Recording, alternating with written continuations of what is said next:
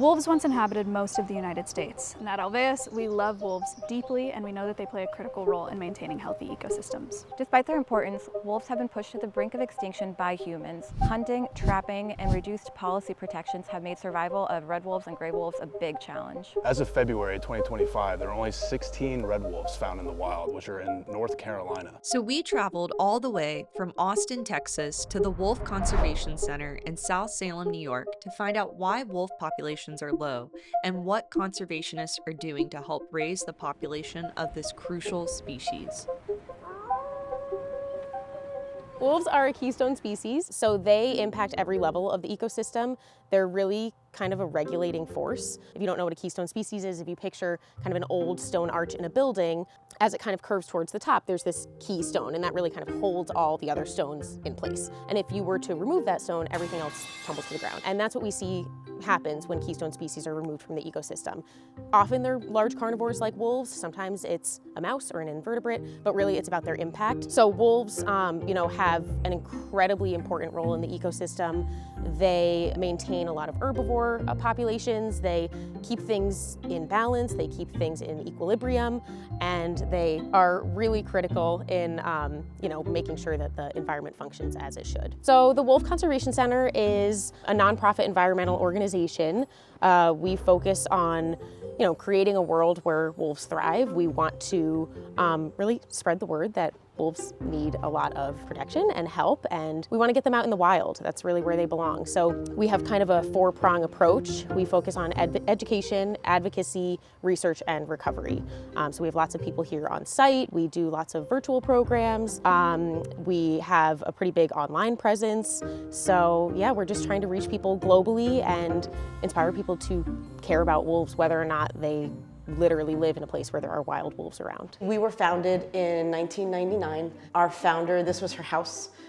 She bought the property with the intention of creating this wolf center, and her foresight was obviously incredible because we're now living out exactly what she projected. I've been here, it was founded in 1999, I started in 2000, so I just hit 25 years. We work with the red and the Mexican gray wolf, both critically endangered, and we're a holding facility, a breeding facility. Most of these wolves reside off guest view, so that we can try to maintain a very wild lifestyle in hopes that they one day get released. All of these wolves are treated as release candidates, whether they are 16 or 2, because you just never know how the population is going to turn and what an individual may be needed for. They could be a surrogate parent to a pup, so even though they're too old to be released, they could be raising an animal that could be released. So right now we have 38 wolves that live on site.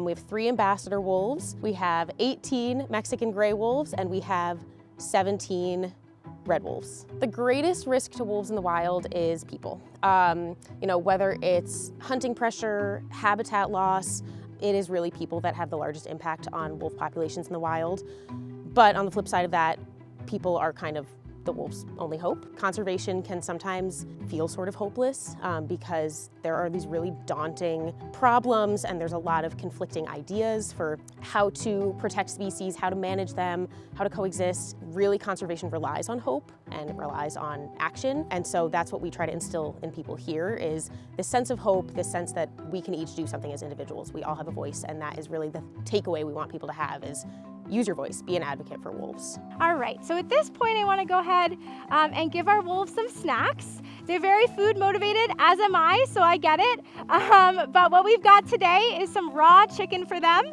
so they will really like that. This is donated, so places like Whole Foods or Mother's Market. We also have a fish market we work with. Once that food is past the sell-by date, they can't sell it to people, but they can actually donate it to us. So we're able to give those snacks to our ambassador gray wolves as a thank you for really showing up and teaching people why wolves and their conservation is so important. I will just make a note here. For our red wolves and Mexican gray wolves, we would never give them these snacks. So they will never get any snacks like this because all of them have the potential within this recovery and release program that we participate in. They have that potential to be released. So we don't want them going after food that they wouldn't naturally find in their environment. So that's why the only thing we're going to be giving our red wolves and Mexican gray wolves are animals like roadkill deer, dead beaver, dead fish, those types. They will never get these. All right, so what I'm gonna go ahead and do is I'd rather not get salmonella on me, so I'm gonna go ahead and put a glove on.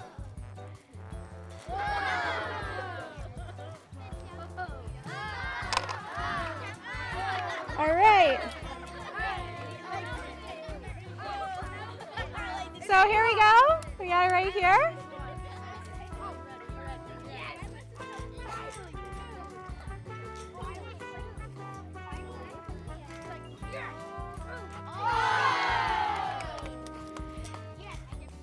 And wolves have they have 42 teeth, so they're able to tear, much like dogs, because of course, you know, dogs come from wolves.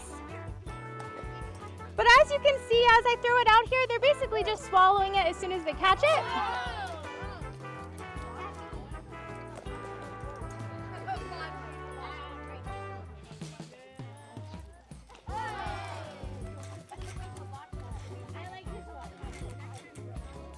And it's okay if they don't all get the same amount. This is just a way of saying thank you. It's like if I handed you all a handful of Skittles or M&Ms. It's just kind of a nice thank you. Their territories can be anywhere from 50 to 1,000 square miles, so a pretty wide range. So their paws and their long legs also really help them with that. They can actually go up to about 35 miles an hour when they're really running fast. Switching to the recovery animals, there is no relationship, and you don't want a relationship, you want to deter a relationship. So anything we do when we handle them just reinforces that humans are bad news. These wolves, like I mentioned earlier, are very afraid of people. So technically, it's a good thing that we're not seeing them right out in front, because it means that they're maintaining that fear, and that makes them better candidates for release. And so it's good that we're not really seeing them right now. So you can find us at nywolf.org, like New York Wolf, and that is a great place to get an idea of what we do here, our mission. You can see all of our wolves here. We have webcams online. It's really, really exciting, especially when there's young pups, because you get to watch them grow up. Sometimes people even get to witness endangered wolf pups be born, which is one of the coolest things you can imagine. So that's a great place to kind of get more familiar with what we do here. We also have access to our scientific webinar series, so it's a great place to continue learning.